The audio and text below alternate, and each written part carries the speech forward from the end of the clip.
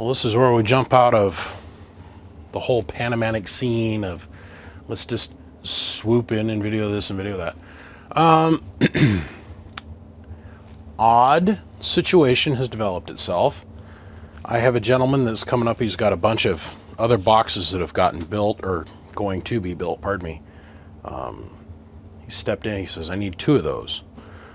One of those, which is going to be this one, needs to be converted to be a 2x4, which is a low drive unit. And this one here, he needs for his base setup. He just swooped in out of the blue, one of my Patreon guys, one of these people here. If you guys ever wondered why most of the stuff that I put up for sale is sold right away, it's because these people right here in the Patreon group have early access to everything I do. Right, so end of last week, like last Friday when I started on these 3 boxes, they all immediately disappeared. Like, is what it is. I mean, if you want to get in on something over here, you gotta come join the Patreon clan. The long and the short story is all the cabinets that I'm building, or all the amps I'm building for the guy that bought these 2. Oh, there goes my phone. These cabinets need to go off to powder coat, so I cannot technically finish these. This one, on the other hand, I can. So let's go ahead and remove these. We're going to set these aside for now. We'll come back to them here in another video, which is going to be here pretty quick. So I've got to build this out, get this finished. And then immediately I need to jump into building a 32 pill for a guy in Texas, a 32 pill for one of my guys over in Washington. I got another one that I'm having a choke point with parts when it comes to transformers right now, so we're trying to stagger this out so we can get this done. But I've also got another gentleman that I need to get his 2x10 done because he's not doing so hot, and I want him to get it here within this next week. So probably the next video you're going to see me do is jumping on this guy's 2x10. But I digress. Let's power on. Let's get this thing finished up. Got to punch a hole through the board in the heatsink. Got to run some mini coax, drop some holes over here, put another relay in it, put a hole over here for the bias control. Let's get some harmonic suppressors / flybacks installed. Let's get on with this because I need to get this one out of here. Well, this is your standard 4-pill build, but with a twist. We've got 3 switches here on the front, and we're 99% done. The only thing I got left that I need to do to finish this up is I'm waiting for the fan grill to be dried, because I had to paint it. And I got to put the rubber feet on it. That's it. The customer wanted 4 feet of power wire. We gave him 4 feet of power wire. The little difference is this 3rd switch. And if we scroll in here, it says auto key and manual key. So we're in auto key. Everything works just the way it normally does. You take your radio, you know, your little 100-watt radio. Hello, 1 2 1 2 1 2. And we turn the switch on. Hello, 1 2 1 2. Makes 1,000 watts. Turn the sideband delay on. We have sideband delay. The difference is we flip the switch up. Now the auto key doesn't do shit, not a thing, until we give it a ground from the outside source. So we flip the sideband delay down. This is a gold-plated RCA jack that's attached to the back of the amp, and it goes up to this switch. Now, what I have told people in the past, this is nothing complicated. All we're doing is completing the circuit. The same thing that the transistor does, but we're closing the relay before the RF can get to the relay, so there's no arc when the relay opens and closes. I've covered this in many videos. So when we put this in manual, we have to have like a foot pedal. And that's what this is. This is my 1940s sewing machine pedal. that I've used in many videos. So I step on pedal, relay closes, and you can go ahead and energize the circuit. Hello, 1, 2, 1, 2, 1, 2. Okay. The reason this is important to the end consumer is because he's got himself a fancy ICOM, Kenwood, Yaesu, whatever ham radio, and he's going to use this on sideband primarily and put like 120, 130 watts in this thing. So I said, do you want the manual key system on it? And he goes, yes. All of the expensive radios like ICOM 7300, 7610s, all of those have this auxiliary jack that's on the back. There is a Dean's connector that goes in the back, and one of the circuits that's tied in the radio, it sends out a ground signal every time you key the microphone. Well, it does it about 100 milliseconds before the RF can come out of the radio. Just about enough time for the relay to close. Then the RF comes out of the radio. So his goal is so that he doesn't have to worry about the relay surfaces getting messed up. He wants to be able to turn the amp on, have a manual jack hooked up to it if he wanted to, and be able to not have to worry about the auto key circuit screwing up the relay. Make sense? So how this works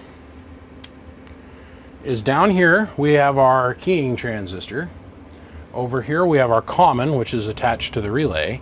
And then over here we have our ground source, which is provided through this black wire down to the cabinet through the RCA jack.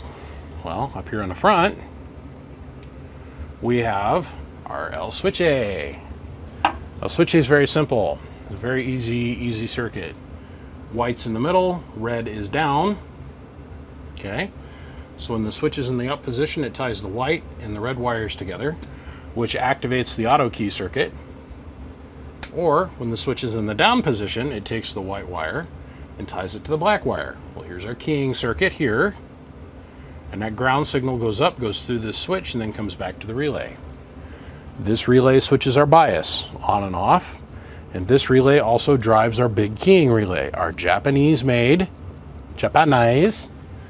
relay. Just had to order a whole bunch more of these. I've completely lost faith in the relay suppliers in the United States, so now I'm buying these directly out of Japan. This is what they look like. Okay. Got like 10 boxes like this. I cannot stand some of the relays that are being sold into the market today. They just don't have the right coatings on the surface, or the China assembly line has got the wrong moisture content in the air, or whatever. These Ice Cube relays, I've been through probably 6 or 7 different manufacturers, and since I've switched over to the made in Japan relays, which actually ended up buying a whole bunch of them out of a lot at a guy's property here in town, I've never had one come back. Not one person call me and say they had a problem with their relay or receive since then. So we're going to stick with these as long as I can keep buying them. And I hope and I pray the manufacturers in Japan will continue to let us have them. Now we've put a high flow fan on this thing, but our official numbers are this. Let's run it out like this. So we're going to leave it in manual key. We're going to put our striker, our D-Rail Striker 955, at about 110 watts. Making about 30-40 bird. Our fake made up bird meter numbers. I'm sorry, I'm going to say that in every video because this measurement here, the Bird 43 was never designed to read AM. It just wasn't. Hence the reason why they developed the AM peak envelope power kit. Anywho, hello, 1 2 1 2 1 2 1 2. Hello, 1 2 1 2. 950 to 1,000 watts. Let's go look at the front of the striker. Hello, hello, hello, hello, hello, hello, hello, hello, hello. Hello, hello, hello, hello, hello. Ah, I changed the angle so there's not so much glare for you here. Hello, hello, hello, hello, hello, hello, hello, hello, hello, hello. Striker should be happy. We've got 18 feet of RG316 feeding this amplifier. We can do that in an integer of 3. So 3.5 foot, and then we can do another one. Pardon me. Integer 6.5 foot, and then we have to do the other integer at 18 feet for the nulled out frequency length, which is another conversation I wish people didn't have to have all the time about everything to try and act like they're in the know about something when they don't. Makes me sad. Anywho, this thing is 99% done. The inside of it is cleared, all the tune is in place, all the wires are done. The only thing I need to do is put the lid on it, put the rubber feet on it, and put the fan guard on the top. So on that note, I'm going to say that this one is done. This is master class build, I think, 59. Good Lord. This is going to go to one of my Patreon supporters. His name's Mr. D. Let's see here.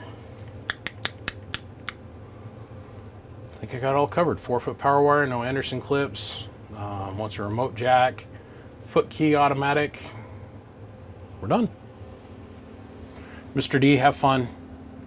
I thank you, 1, for supporting me over on Patreon, 2, jumping on the boat. I'm buying one of the 4 pills that I was building. Like I said, the other 2, I'm not ready to do those boxes yet because I got to get the cabinets powder coated, so there's no reason to build my cabinet or building the pallets out any further. We're just going to set the pallets aside. I'm going to be back to them in about a month or so. And on that note, I'm going to go start on a 2x10 for a gentleman in Canada who's been more than patient. It's time to start building out the boxes I took orders for last year.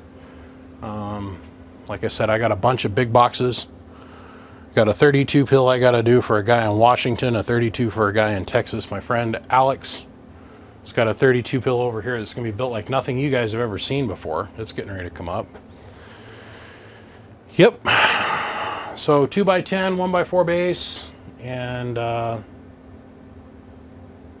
then a whole bunch for one guy, which are going to be really pretty. And somewhere in that mix, I've got to start on the end of your video, which is going to be epic, and which is probably going to be the largest pill amplifier most of you guys have ever seen. Most. Way bigger than a 32. Way bigger than a 48. Way bigger than a 64. Shout out to the Patreons. Thank you guys. I love every single one of you guys. Big shout out to Siglant, McMahon Bird, Coaxial Dynamics. And once again, I thank you everybody for your patience. My apologies for being so delayed in things, but I think we can all agree the beginning of this year has been a mess with my grandmother passing away, the 12 funerals I had to do last December, and going into July. I got another 2 funerals so far this month that I've got to go to in December, and I'm just going to keep trucking on. And with the loss of my father here this last month, this has been a rough batch. So on that note, I say thank you, gentlemen, and honestly appreciate every single one of you. I'll see you. Click, click.